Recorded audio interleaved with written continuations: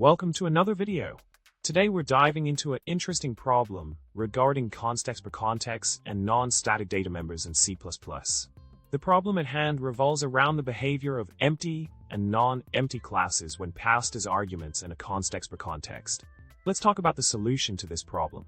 When an object of a class type is passed as an argument in C++, copy initialization occurs. In the case of the provided code, the initialization of the parameters from the arguments is done through constructors. Since the classes A and B don't have user-declared copy constructors, implicit copy constructors are generated. For the empty class A, the copy constructor does nothing. However, for the non-empty class B, its implicit copy constructor initializes the non-static data member MEM from the source object's MEM member. To sum it up, the difference in behavior between the empty class A and the non-empty class B lies in the implicit copy constructors generated by the compiler.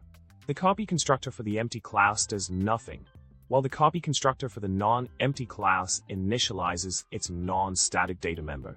Understanding these nuances can help unravel the mysteries behind constexpr in C++. I hope you found this explanation helpful. Don't forget to subscribe, like the video, and leave a comment with your thoughts. See you next time.